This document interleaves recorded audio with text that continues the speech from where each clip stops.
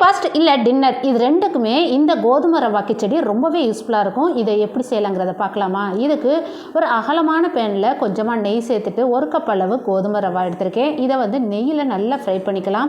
நல்ல colour change ஆனதுக்கப்புறம் இதை அப்படியே வேறு பிளேட்டுக்கு மாற்றிக்கிறேன். இப்போ இதை தாளிக்கிறதுக்கு கொஞ்சமாக நெய் சேர்த்துட்டு இதில் கடுகு, உளுந்தம்பருப்பு, 1/4 டீஸ்பூன் ஜீரகம், கடலைப்பருப்பு, வேர்க்கடலை, வரமிளகாய் இது எல்லாமே எண்ணெயில் நல்லா ஃப்ரை பண்ணிக்கலாம். கலர் நல்லா சேஞ்ச் ஆனதுக்கப்புறம் கொஞ்சமாக கருவேப்பிலை, கையளவு வெங்காயம், 1 கப் அளவு கேரட் இது எல்லாத்தையும் உப்பு போட்டு நல்லா வதக்கிக்கலாம். வதக்கினதுக்கப்புறம் இதில் 2 தக்காளியை கட் பண்ணி அதில் சேர்த்து 1/4 டீஸ்பூன் இஞ்சி பூண்டு விழுது, 1/4 டீஸ்பூன் மஞ்சத்தூள், 1 ஸ்பூன் கரம் மசாலா தூள். இதில் நான் மிளகாத்தூள் சேர்க்கிறதா இருந்தால் நீங்கள் சேர்த்துக்கோங்க. இப்போ பார்த்தீங்கன்னா எல்லாத்தையும் எண்ணெயில் நல்லா வதக்கினதுக்கப்புறம் 1 கப் அளவு ரவானாக்கா 3 கப் அளவு தண்ணி சேர்த்து தண்ணி நல்லா கொதி வந்ததுக்கப்புறம் இதில் வறுத்த ரவாவை அதில் சேர்த்து நல்லா கிண்டிக்கிட்டே இருந்தாக்கா கொஞ்சம் கெட்டியாக வரும். இந்த ஸ்டேஜில் மூடி வைக்கிறேன். திரும்ப ஒரு 5 நிமிஷம் கழித்து திறந்து பார்த்தா நல்லா சூப்பராக கோதுமை கிச்சடி ரெடியாக இருக்குது. இதில் கொஞ்சமாக மல்லி இலைகள் தூவி சாப்பிட்டு